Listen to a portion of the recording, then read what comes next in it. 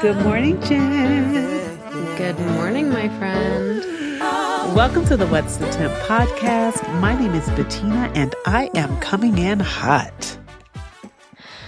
My name is Jen, and I am coming to you live from my daughter's bedroom. So if you hear a little bit of construction noise or anything like that in the background, just so you know that's what's going on. And my name is Jen, and I'm checking in so I don't check out. All right. So today's episode is called Living Legacy or Legacy Living. Is it Legacy Living? I think it is. It's Legacy How can Living. this happen every time? It's Legacy because you threw me off this week. So it's Legacy Living. And why are you blaming me? Let's get into it. Let's do it. Today's temp check is our impact temperatures. Jen, what's your impact temperature? So when I glanced at this, I had absolutely no idea what this means. So that means I'm going to kick it right back to you. What is your impact temperature? Okay. You kick it off today. I'm punting.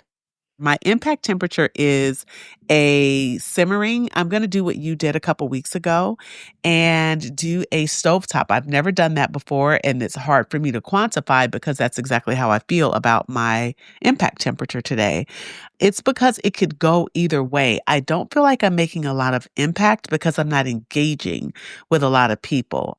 My life needed so much change because of me moving to another state and me coming out of my marriage and me being, wanting to get rid of some excess weight. So I just was in this space of, I don't know if you've heard about this, but like disappearing from the public eye and just working diligently on all the things that you needed to rebuild around your life. Like if you dislike different parts of your life or major parts of your life, you're supposed to, in my opinion, disappear from all the excess distraction and go and work on all of that stuff. That way, when you reemerge, you're coming back as the best version of yourself. So that's what I've been doing. So it's hard to say my impact temperature because I don't feel like I'm making a lot of impact. Now, there are people that reach out to me for advice or for comments on certain things and for support and help with certain things because I'm just I'm great at giving it advice, and I've had a lot of different experiences, and I'm great at simplifying things for people. So there's that. But outside of that, my impact temp it's a simmering. It could go to a high boil if I was to in the near future get to the point where I'm engaging with more people and being intent on impacting people, or it could go to a complete stall if I stay in this place very long. So it's a simmer. It's a simmer. That's the best way I know how to describe it at this point. How about you? So before we move to me, what this is reminding me of, I think that there's this word, I don't know how you pronounce it. It's chrysalis or chrysalis. How do you say it? I have no idea. But it's a stage in the formation of a butterfly. Do you know what I'm talking about? So it says it's a caterpillar, and it says after a caterpillar, I just looked it up, after a caterpillar grows, it forms a chrysalis, shedding its old skin and creating a hard case around itself. Does that sound familiar to you?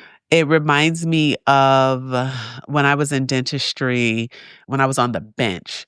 We used to have to refine the metals when we were making like dentures or crowns, and those metals had to go through this refining process. And it reminds what you're describing sounds to me like the crucible, where the junk gets melted away and then the gold or the metals get pushed in, and you have to make sure all the dross and all the disgusting parts of the metal is off. But it's like a refining process where it sheds the old form and becomes something totally new. So when it goes into the crucible, it's wax. And when it comes out of the crucible, it's gold. And so I think it's the same thing. But yeah, that's kind of what it feels like. But this part is never enjoyable. It Mm. seems like it would be painful for the grasshopper. It seems like if metal could feel, Grasshopper. or the The caterpillar. butterfly, the caterpillar, whoever it is, grasshopper. But but for the butterfly that's going through this process, it seems like it would be a very painful process. Like the metamorphosis is a painful process. And this is what it feels like for me. Like it's not easy. And that's why I said it's a simmer. I can't give it an oven temp because my oven temps are like good because it's warming. We're going places, honey. And I can't give it a weather temp because weather for me represents something 73 in California with a slight breeze. So it's the simmering for me because it doesn't necessarily feel good, although I recognize that it's necessary. Mm. It's making me think about the last episode, how you had said, since our theme for this Q2, is this our Q2? This Our season 2. season 2. Season 2 is community. So I guess it's Q3, but our season 2.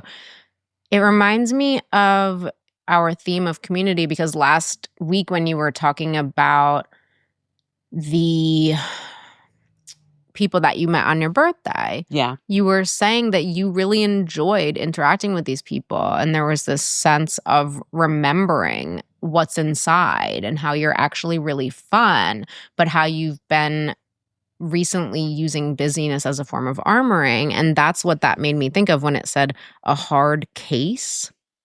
But I don't think I use busyness as a form of armoring. I feel like it's stuff that I actually need to do. And if I had to choose I use between busyness as a form of armoring. I don't think I use it as a form of armoring. I know it can be, but I don't think I use it in that way. What is it that you said, though? You said you can be stingy with your time. Very stingy with my time.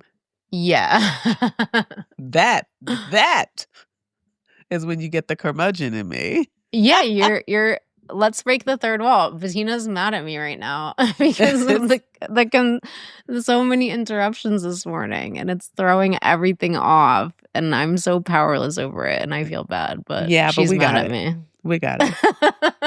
I'm a professional, so we can still work. I want to always be honest about exactly what's going on.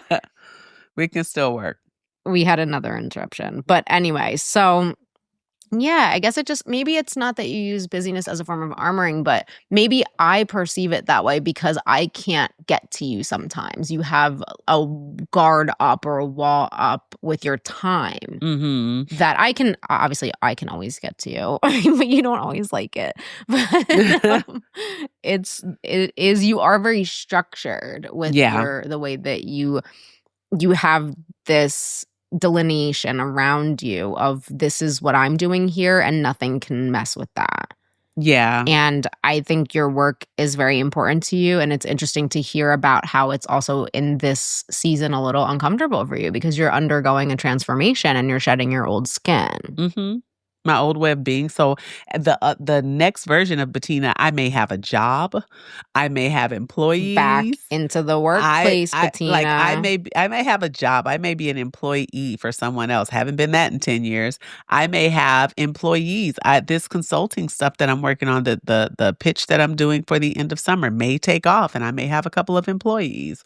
Or we don't know what it's gonna be. The thing is, I'm open for it all. But I feel like the reason I'm this way with my time is because I feel so intense about how valuable time is. Like it's infinitely more valuable than money. It's infinitely more valuable than anything else that I have because when it's time up for me, I can't go back to the bank and say, give me a little bit more time. I need 5 more days to complete what I was working on. It's just time up, time to check out. Right. And so because I get that, I don't waste a lot of my time. And that's how come it's like, okay, this stuff has to be done. Now, probably I'm working on way too many things and you've been helping me to simplify that so that I am working on the things that really matter. I'm keeping like the main thing, right? But even when I'm working on those things, I'm not doing it in a wasteful manner. It's like, for me, I think I have this idea of having a spirit of excellence. So if I'm going to do something, I'm going to give it my best. And that means that there's an element of learning. Like when I listen back or when I review what I've worked on, and it's like, oh, I can see where I need to improve in this area. So then it's not just going to be me just pushing through to complete that task. There's going to also be an element of learning in there so that what I deliver to whomever I'm shipping to, whether it's to an employer or whether it's to a client, I'm going to do that with the best of my ability.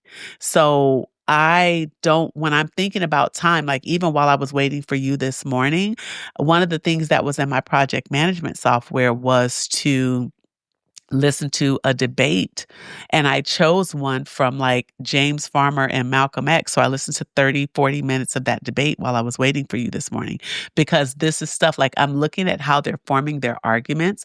I'm looking at both sides. I'm looking at what I agree with and what I don't, but more how they're positioning themselves and representing what they believe in. And as I do that, that's going to make me a better person for the things that I'm working at, like this podcast.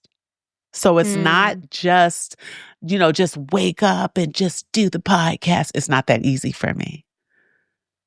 So there, when I say disappear from the public eye to kind of get to the point, and the thing is, I've not mastered anything. You said something recently on an episode where you talked about how Luke is so good at so many things. And I feel that what happens, my version of that or my interpretation of that is you use all your conscious resources to master one thing. And then what happens is you're really good at that one thing and then you can kind of modify. But the thing is, you don't necessarily need all those conscious resources that you did in the beginning when you were muscling through the learning process. Now those conscious resources are freed up to do something else, to master something else. Instead of just letting them languish in nothingness, why don't you master something else? And I feel like that's how people become great as a songwriter, great as a singer, great as a musician, great as a speaker, great, like a person can be good at all those things because they understand that concept. Hmm. Not saying you shouldn't rest, not saying you shouldn't take some time off. I may not be doing this right, but it's just my way. Yeah. I guess I'm thinking about it more in terms of when you were saying that you had, because when you became an entrepreneur, you changed your priorities so that you were staying away from the public more because you were working on mastering these different areas, but that something that was sort of nagging at you in the back of your mind was that then so and so would be getting engaged, but you Yeah, had it never, was a you bad hadn't. thing. Yeah, not that it was a bad thing, but that it was a thing that needed more balance brought to it. Yes, So absolutely. I guess that's what I'm thinking about is I have that echoing in my mind of how do you create balance between something you're passionately dedicated to and your family and your friends. It's is I remember hearing someone at a meeting once say, you know, it wasn't something profound, but they were just saying, here it comes again, balance. It is Yeah, that it's elusive balance. I elusive. don't know that you ever get it because as soon as you get it, you slip right back out of it again. Yeah, absolutely. Or as You soon as you know? get a semblance of it. I've always had this way about me that that I feel like I'm behind the times. Hmm. I feel this way because when it comes to like home ownership, for example, I never wanted to own a home until I got married. Hmm. Never wanted to purchase a home. I could have purchased a home 3 or 4 times Yeah. over in my singleness, and I never did because I always thought that was something I would do with my partner. Well, when my marriage fizzled out really, really, really fast, and I remembered when I had sent him the mortgage application from Chase, because Chase was telling me, like, hey, you qualify for a mortgage with us, right? And so one Hmm. of my friends was the manager at my local branch, and she was like, your credit card application just came across my desk, and you qualify for a mortgage with us. I'm going to send you the link, like, fill it out. You're getting married, fill it out. Like, and I was like, okay, this is perfect timing. First time I ever wanted to fill out a mortgage application. Well, that didn't work out because he wasn't ready for that. Now I have like this urgency to find myself a piece of land and get myself somewhere where I could be for the rest of my days.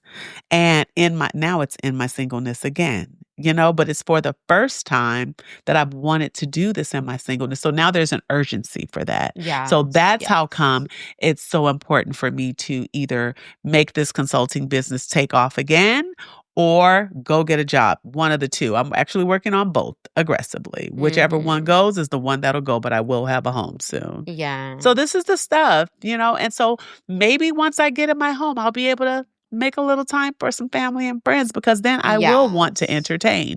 But right now, I don't have the luxury for that. Yes, I get that.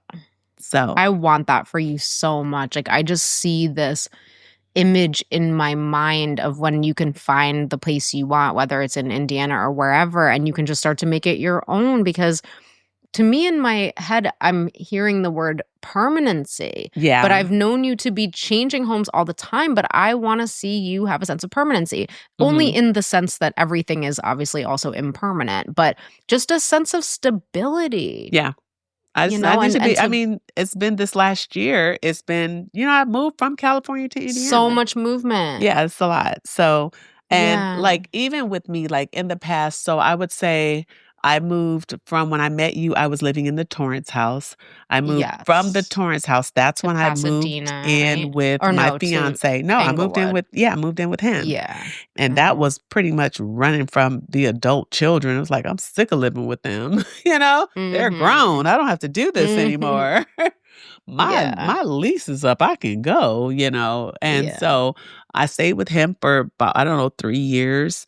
And then we had a big argument and I moved to Pasadena, stayed there for 3 years. And then it was just like, that was when we got married. We got married while I was living in Pasadena. And so from there, I moved back in with him. Back to Inglewood. And then from there, I moved to Indiana. You took flight. So now we just need to see you put down roots. So now I want to see you put down roots. So that's where my urgency comes from. That's why my impact temperature is such that it is, because I'm in this place of, I want to put down roots. I want to be where I'm going to be so that I can do all the things that I love to do, like have all of my books at my disposal and have my pots and pans and my different cutlery sets and plate sets and all my things. I'm ready for my real life. Yes. And that's work. Yeah. It's work.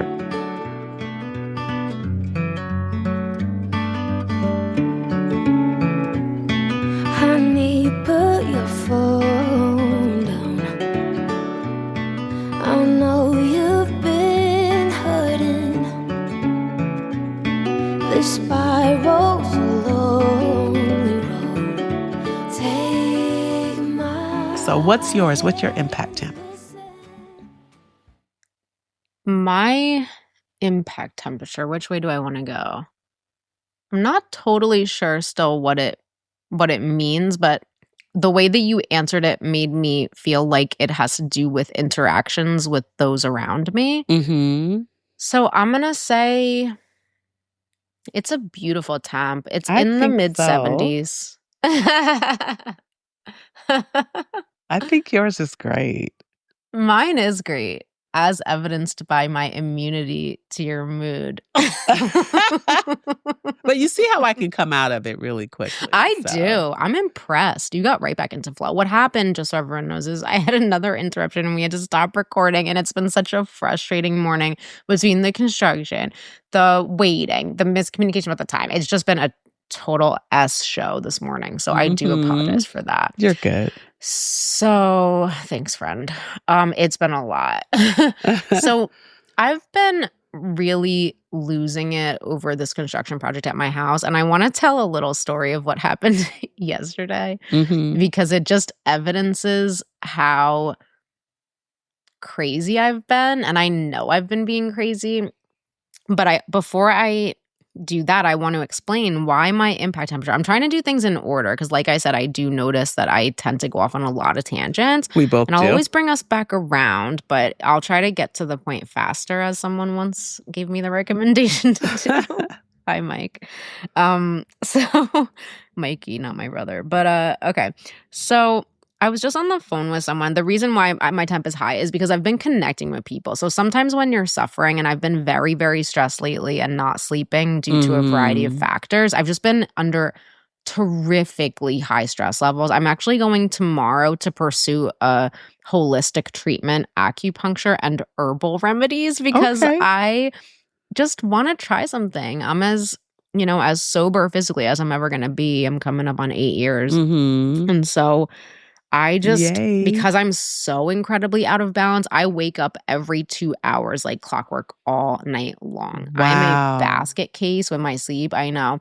And I'm not unhappy, but just why is this happening? So I decided I'm going to try acupuncture. I've only tried it once before, or maybe twice, but I've never really given it a shot. So there's this woman who's right down the street, and I'm going to try it. Here I go off on tangents again. So the reason why my temp is high is because due to the level of stress, I have been connecting with people. So sometimes when you're really feeling it, it occurs to you to reach out to people. And I was just on the phone. Remember that this woman that I told you about, she's a woman at Zoom meetings who I've been admiring from afar for a very long time. So I decided to reach out to her because I had heard her and she was struggling with something. And so I reached out to see how she was, and we've struck up this little relationship. So today, when I was going for a walk around the lake, I just called her. It turns out that, of course, she's going through the exact same problem set as me, same situation. She's got a plumber coming over to her house and all this stuff's going on with that. And then she also is in a situation where she's at odds with her partner. And she said, I'm in the middle here, in the hallway. But while I'm in the hallway, I'm rejoicing. Absolutely. Right? Isn't that already just so uplifting? I'm in the middle, in the hallway. But while I'm in the hallway, I'm rejoicing. Because when I'm uncomfortable, it's my issue because I have a problem with control. Yep. So that hit me like a ton of bricks, man. Because, and this is what brings me to my story of how I know that I have such a death grip on control right now that I'm out of control with how much I'm trying to control things. So when I bought this house 5 years ago, they did an oil tank scan, and there's a metallic object buried in my backyard that is 2 feet by 2.9 feet, or maybe 2 feet 9 inches. It's unclear. I've heard both. So that's a pretty big thing, right? And it's metallic, and it's 3 feet underground. And my lawyer and my real estate agent pushed really hard to have it excavated, but I didn't care at the time. Now, I was just like, get the house over with. Buying a house is such a stressful process. I was just like, who cares? Whatever it is, it's buried. Who cares? Okay.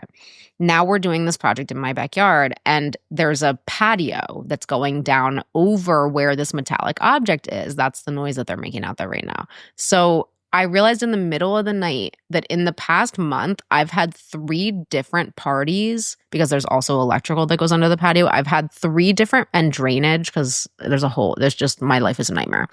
There were 3 different people with excavators digging within 3 feet of that object. And I never realized that I should have just walked outside and told them, show me what it is. And that activated something in me. I can't let it go, Betina. I can't let it go. I need to know what it is. And they're closing up the patio today. So you're going to have them pull the thing up. So here's what happened. Yesterday was the morning after I realized it, in the middle of the night, 2:30 in the morning. I just like woke up with a jolt, the metallic object, and I start going onto my phone to look up the report about the object, which is why I know its exact dimensions. That is hilarious. So I speak with my spiritual advisor at 4:30 in the morning, and she said 2 of the most beautiful things, because she always knows how to spin, because I think it's buried treasure. Am I delusional? Yes, it's probably garbage. It's construction debris, but I think it's buried treasure. I think it's a time capsule or a buried treasure, which is why I can't bear the thought of the patio Funny. going down over it and then never knowing. So she said maybe you needed an extra layer of protection between you and it because it's most likely too late. You know, the patio is going down Okay. today. And then she said, now you have a permanent God box underground in that location, which I loved as well because, you know, I love a God box. That's the box that you put something into. It's a physical box you place something into when you're having trouble letting go of it. Mm-hmm. But then right after I got off the phone with her, I started obsessing about it again. So I asked Sarah about it because we went to the gym, and she said I wouldn't undo forward progress because that's already a work zone where the patio is going in. So she wouldn't undo forward progress by excavating. And I said, that makes sense. And then 5 minutes later, I got obsessed with it again. And Oh then I my called my brother. gosh. I know, because I'm out of control. It's not really about the metallic object. It's about the fact that I am so stressed that I have a total death grip on control and I can't let this box go. So my brother said, it's garbage, let it go. And I said, you're right, you're right. And then I got off the phone with him and called the company who did the original metallic object scan. Oh my gosh. And I said, I need to make an appointment right away for you to come back and do another scan. Oh my gosh. I paid $250 for this scan and an extra $100 for this guy to drive out from Pennsylvania at 7:00 in the morning, which is where I met him today for this scan.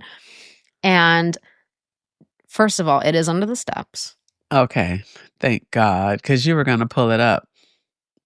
I would have if I could have, obviously. Girl, you need to pray, child, because that's just too much going on.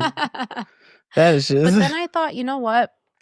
Now I really can let it go because the thing is that it's the best of both worlds. It was under the steps, so there's no way I could have easily dug it out anyway. It is too late, and it's confirmed that it's too late. So I didn't get confirmation that it's not a solid object. It still could be.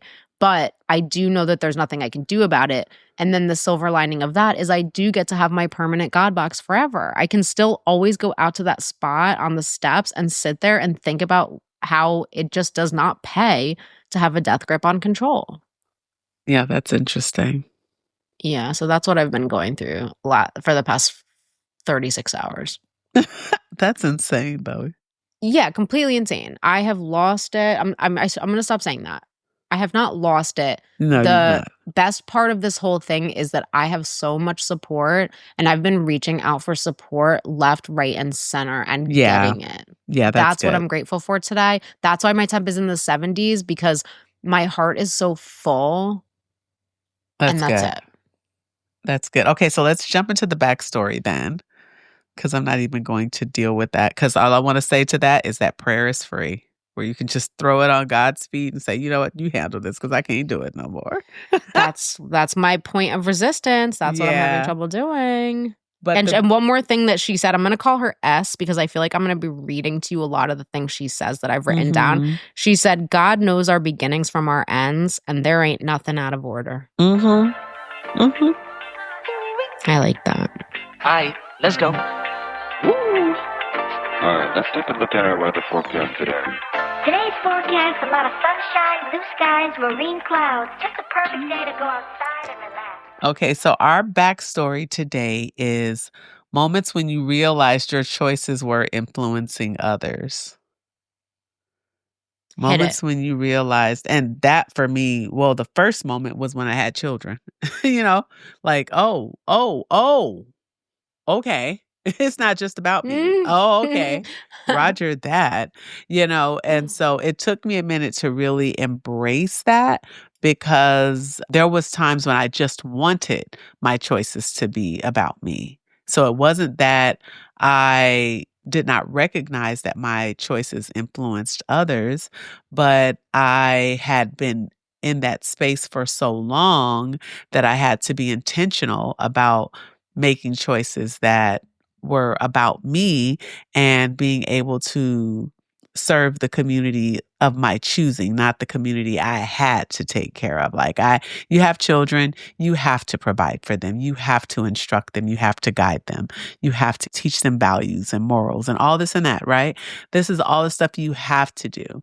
But there's a difference between having your choices influence others because that's what you're choosing, And I was happy to choose a community to impact.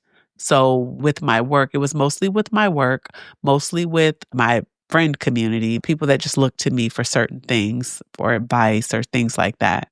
It's important to understand the dynamic of that and to show up, like when we were having these conversations over the years, to show up as 100% myself and with the grace that I have to shed some light on what seems like a dark situation for someone else. But it's been a fine walk because I feel like I've made so many mistakes that there were just times that I wanted it to be about me. If I make this mistake, I'm going to be the person that's impacted by it, not someone else. Hmm.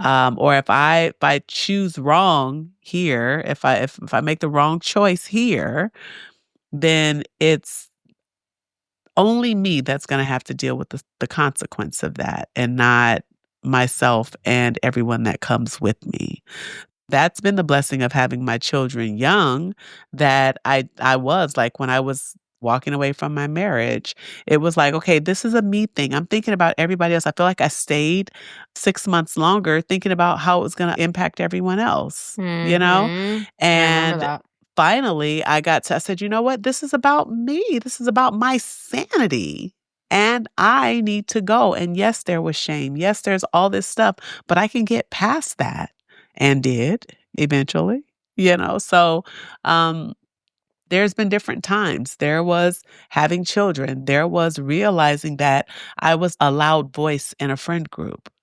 Maybe not the loudest voice, but I was definitely one of the loud voices. Recognizing that, when I did, in my Vistage group, how I was looked upon. I felt like I did not have I obviously did not have the most successful business in the group, but was one of the most respected voices. And that felt good because it didn't matter if my economic status was way the highest here, it's the value that I add. And so I just learned to walk the line and make that delineation or that distinction between when it's about others and when it can and should only be about myself. Mm. That's really profound, actually. I don't think I've made that distinction yet. Mm. Well, you're still young. Yeah. Ish. Young-ish. I'm middle-aged, I think. Young in certain ways. What about you? Reorient me to what is the Moments when you realized your choices were influencing others. Oh man, I'm gonna have to get pretty real with you right now. Generally speaking, I feel that I am trying to live as an example of what I want to see in the world. I heard that really, Mhm. really young, that you should try to be what you want to see in the world. Mhm. So if I'm thinking that doing the right thing is so important, I can't be doing the wrong thing over here. I've Yeah. got to walk the walk. And that's a guiding principle of my life, is I'm honest even when people can't see me, Mhm. you know? But the moments where I have realized that my choices have affected others is going to be in my relationship, Mhm. because I think I never really realized my choices were affecting others when I wasn't sober. I just always did whatever served me and didn't think about others. But when I woke up, was the most pushback, at least that I've received, direct feedback of your choices are affecting me, has been in my relationship.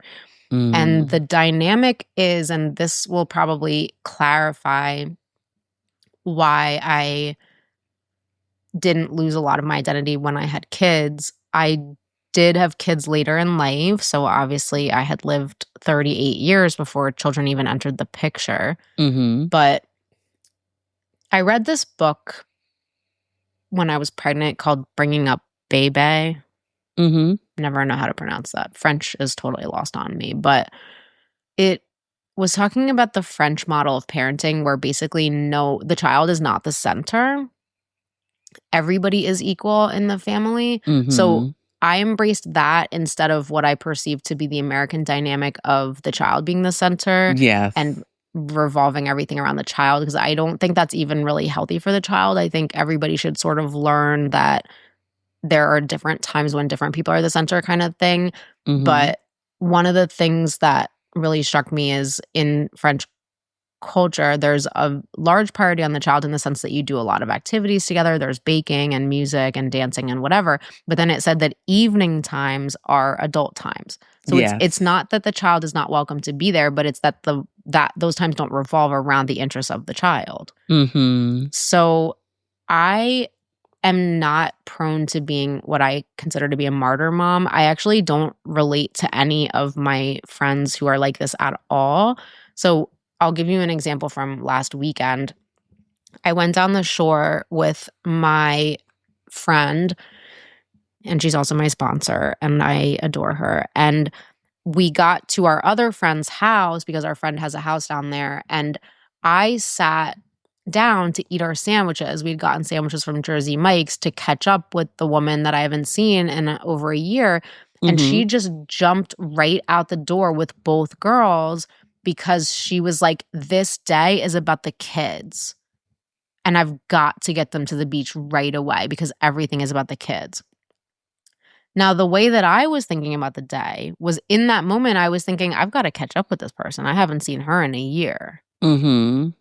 And she seemed like she needed to talk too. So for me, I was picking up on something where it seemed like she was also having a need to connect, and I wanted to fulfill that need. And so if the kids need to wait inside while we're all eating our sandwiches, that doesn't bother me one bit. Right. But her total focus was on the kids. So I keep Mhm. coming up against it where my other plan is I was like, let's go shopping today. And she was like, that's not Nothing about the was about the kids. kids. Yes.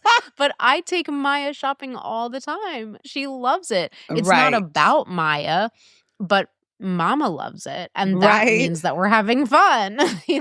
She loves it because she loves everything. And then also I'm loving it. So it's a great time. Hilarious. So this happens in my relationship because I habitually choose myself Mm. subconsciously all the time. So that's a way that I think I'm not always the typical mom, but Mhm. it's been really problematic because just one example is, so he's a really early riser and I'm not an early riser. And so Mhm. it just happens to fall in a way that he ends up doing the lion's share of the childcare because our kids get up really early. Oh, And so yeah. a lot of the times he's up at 5:30 and then the kids are up at 5:30 and then I'm waking up like, 6:30, 7, and then when I wake up, here's where I go wrong. Instead of going out to help or to be with the kids, I commence to do a little journaling. 'Cause it's all about me, baby. Mhm. So I can be Okay. really selfish and it's a huge character flaw Yeah. because I'm just having trouble learning about how to be more of a team player and how to exist in a family, and I'm just learning. Yeah. Yeah. There's certain times where I don't think I'm gonna yield. I do believe in that more French style of parenting, fundamentally speaking. For example, if we're eating dinner and I decide that I'm gonna eat dinner first so that I'm not a total B to my family, that's what's gonna happen, and I am gonna serve Mhm. myself first because you guys are gonna have a lot better dinner if I'm not hangry.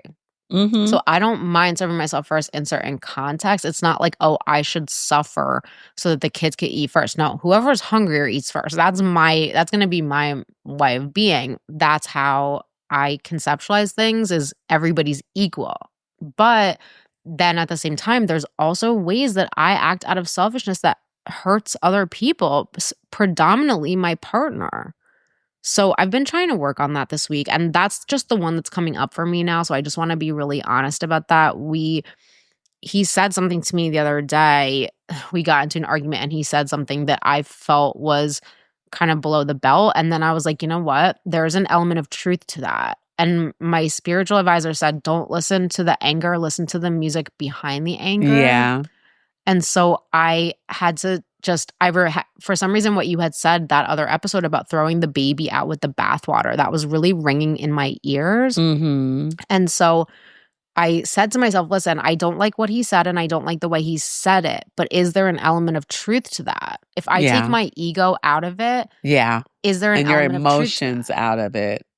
Yes, there is an element of truth to that. I'm having a really hard time breaking this selfishness habit. And so for the past 2 days, I've been waking up early because I'm stressed, but I've been waking up at 4:00 in the morning and doing all the stuff with the lunches and I usually do the lunches, but for the past couple weeks, it's been falling to him because I've been sleeping so badly that I've been sleeping late. Yeah. But I've been doing the lunches and I've been emptying the dishwasher, which is something he always does. So I've just been trying to chip in a little bit extra because when I realized that the way that I have been is impacting someone else in this case negatively, I want to rectify that right away. Like when you know better, you do better. Absolutely. So then I have a question. So 2 things. Do you both agree on the French style of child rearing? Is that a concept you both agree on? Because it's not bad if both adults in your house agree on it. And then you set rules or boundaries around that. Like, okay, if we're going to do it this way, then yes, maybe you wake up 15 minutes earlier, do your journaling still because we know that helps you become the best version of you, right? Mm-hmm. So, but then, yes, I do need you to come out of the bedroom by this time to help me with the tasks you know what I mean? Yeah. So if you guys agree on it and then you start to set rules or standards around ways that helps your partner not be resentful for having to take on the lion's share, because it's not even that, a lot of times parents do it out of obligation, but that does not necessarily bar against resentment to the other partner that could be helping me a little bit more, Yeah.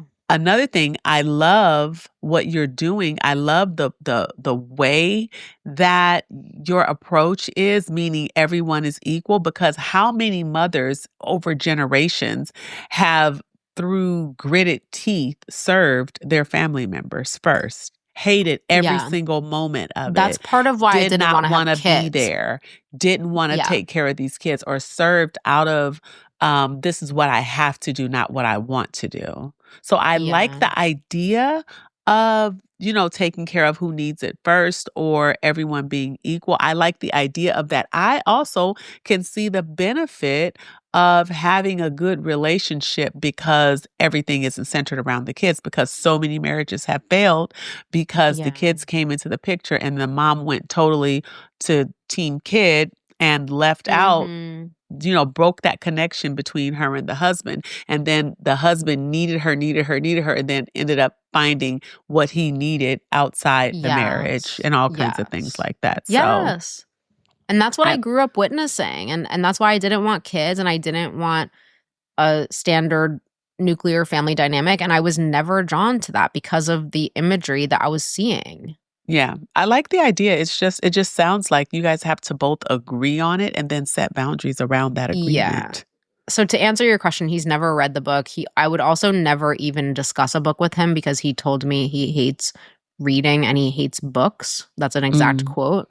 But I am taking your point that the most important thing is communication, and that is also the most difficult thing for us. It's just we really come from 2 different planets and we love each other, but we have a really difficult time communicating. So that's where we are right now. Yeah. And I'm in the hallway, but I'm rejoicing. Rejoice in the hallway. Because I have control issues. I remembered when I was raising my youngest child and I realized, I was like, this kid is clever. This kid has me figured out. The kid has me figured out in that I say, I'm going to spank you if you don't da-da-da-da-da. She's like, in her mind, in her 2-year-old mind, yeah, she's not going to spank me. So I'm going to do it again and again and again and again and again. So she had figured me out that all of it was just hot air threats. And so I raised my final child having spending most of my time having to out clever her. And it worked. A lot of times it worked. But I feel like that's kind of the approach, and I'm not trying to diminish him in any way. But you have to say, hey, this is a concept that I learned about. You probably shouldn't admit that it came from a book. But this is a concept that I've been operating inside of, and I'd really like for us to agree on it and figure out a way to make this work for our family. Let's talk about it. It's one of those things where you just have to out clever him so that you can get to the common ground that is so necessary, because you guys are going to be doing this for at least the next 15 years. Yes. You know and what I it's mean? it's a process. Yeah, Hopefully you're making progress. I hope so too. It's not perfect.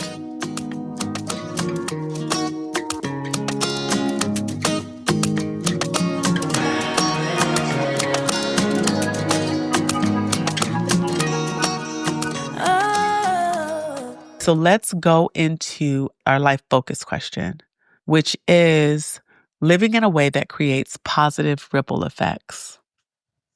Mine's going to be short. Okay. Mine too. Part of my spirituality is that we are all interconnected. Mhm. I never saw the butterfly effect, but whatever that concept is resonates with me, because I Yeah. think everything I do has some type of cost or benefit to it, or Mhm. that it has a ripple effect. I genuinely believe that. Mhm. So I don't think I exist in a vacuum. And so because I don't understand the workings of the universe or God or anything, because it is a mystery to me, I want to just try to put my best foot forward all the time, and to try to be, it sounds cheesy, but to be the best person I can be. And I am very drawn to the idea of doing God's will. And I am very drawn to the idea of the high self. And I think they're all basically, for me, kind of interchangeable, because I want to be whoever I was put on this earth to be. And Mhm. so for me, because of not my value system, but the value system, I think values are pretty universal. I want to live in accordance to that, because that's what feels the best to me too. So I do want to help where I can.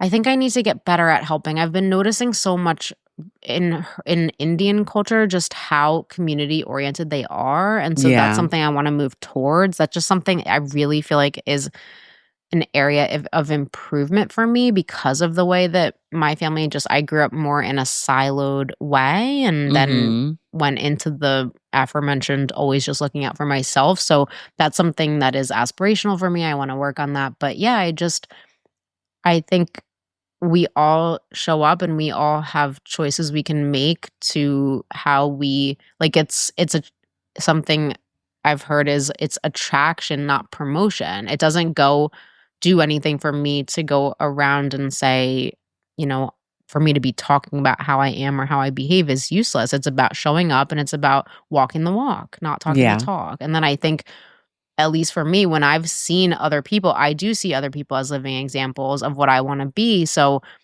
that's what it is it's just showing up and doing the next right thing, and hopefully leaving the world a little better than you found it. And I think that feels really good, and that feels really true. And so that's what I'm going to keep doing. I What love about it. you?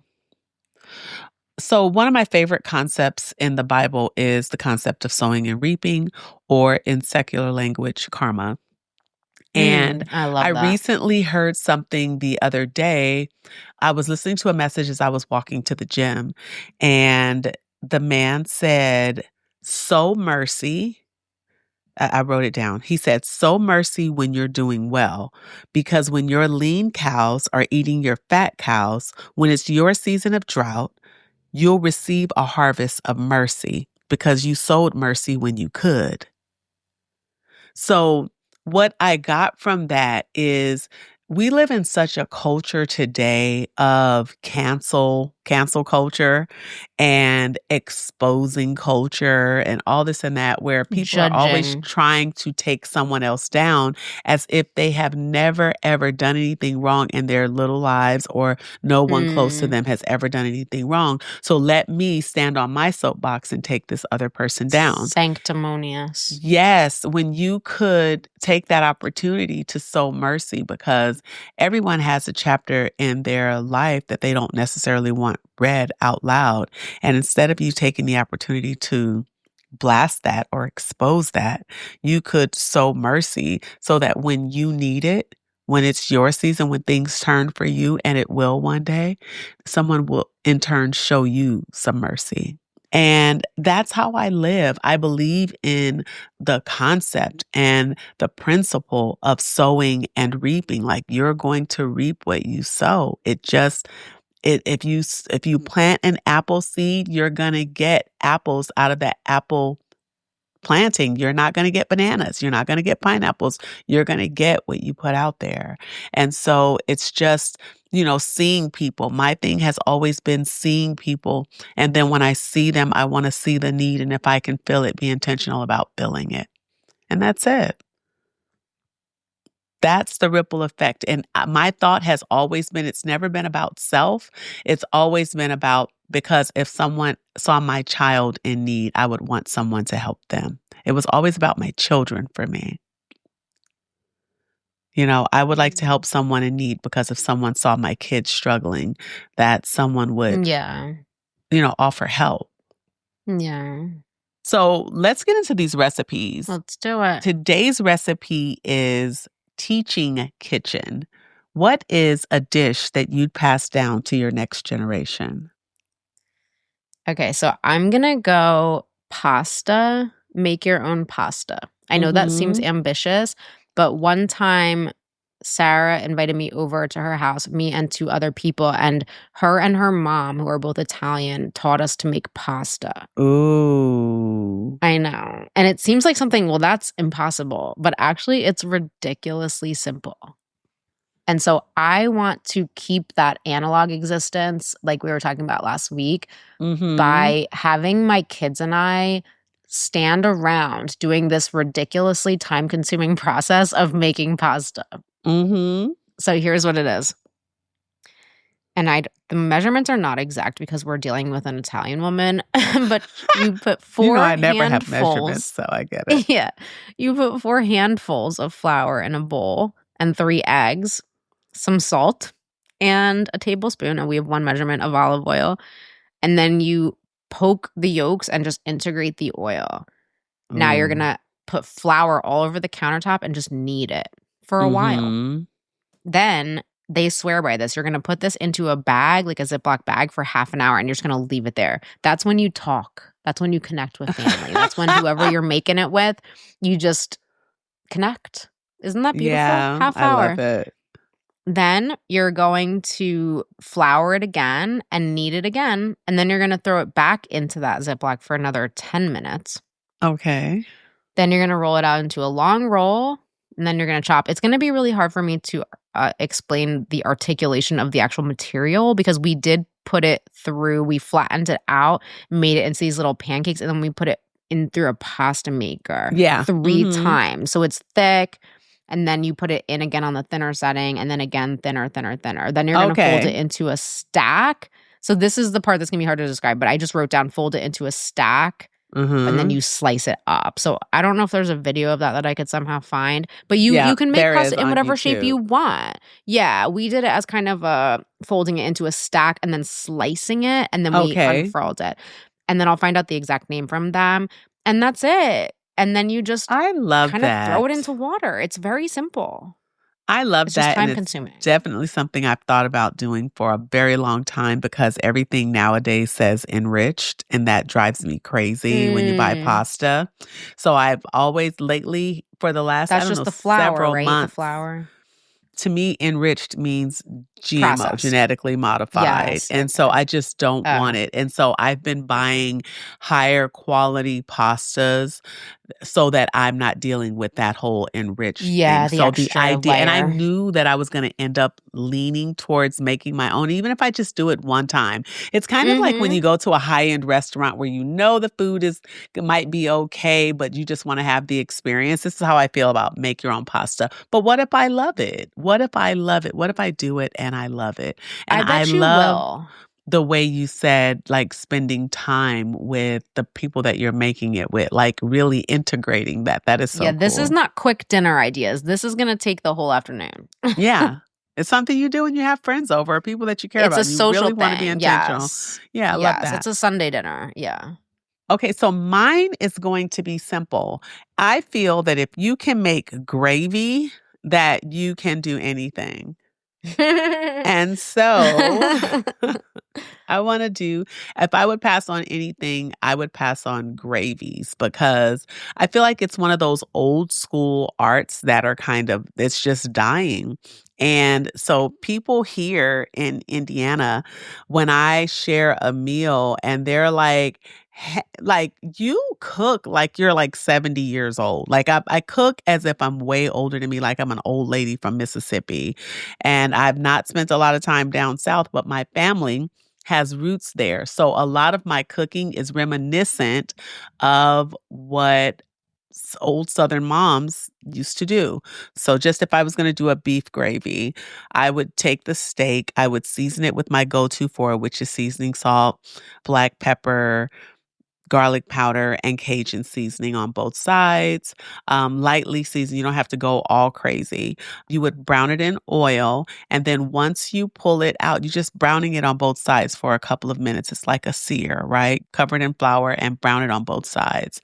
Then in those oils that are in the pan, you saute your bell pepper, onion, and celery, the trifecta. You saute that, and then you add some flour, all-purpose flour, to the bottom of the pan, and you're browning that, kind of sauteing it, burning off the flouriness, right, and allowing it to get brown. And then How brown though? Peanut butter? it depends. No, it depends. So if I'm doing chicken, it's light. I call it light skin gravy. If I'm doing beef, then it's darker. Like peanut butter, yes. It can be even darker. And when I want my gravy darker, there's a browning sauce that you can get. Really? And it's so good. And so it just depends on what's your texture. So if it's beef, I will take, of course, some beef bouillon. You know it. You knew it was coming, right? Yep. Beef bouillon and water mixed in a Pyrex measuring cup. And then you are kind of pouring that, but you're not just dumping it in there. You're like pouring a little bit, mixing it up, mixing the flour, like letting the liquid mixture kind of incorporate. And then you're thinning it out a little bit more, thinning it out a little bit more because it's really thick in the beginning. And then you're just building that gravy up. You're building it up. And then you taste. Once I get it where it's the consistency that I want, I taste the back of my spoon a little bit, take my finger on the back of my spoon and taste it. And if you need to add some seasonings there, now is the time to do it. Usually it's picked up because it's the oil from when you brown the meat that's down there. But it's always good to add a little bit of the go-to for whatever you feel like right in here. If you feel like it needs a little salt, add some seasoning salt. If you feel like it needs a little kick, add some Cajun. If you feel like it needs a little bit of a softer flavor, add a little bit of garlic powder. Just do your thing right there. Add a little seasoning there. Stick your meat back in there and stick it either in the oven or let it cook on the stovetop. Checking it to make sure that the consistency, because if your gravy is too thick, it's not really great. But if you can keep that consistency where it's liquid but thick but not too thick, right? So that when you cover your rice or your potatoes with the gravy, it's heaven. It tastes amazing. It's taken on that flavor from the meat, but also has those vegetables in there. The vegetables cook down. They make it.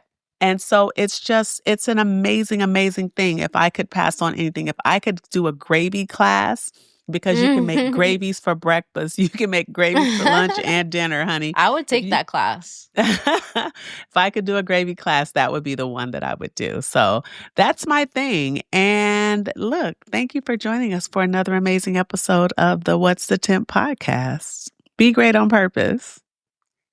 I just have to take this opportunity to say, remember S, who I mentioned earlier in the episode? Mm-hmm. Right before we started today, she texted me this. I'm not even joking with you. She texted me, "Have a great day on purpose." Wow. I She's a know. woman after my own heart. Exactly. So I'm going to close with that today. I have a great day on purpose. Have a great 24 on purpose. Peace. Bye.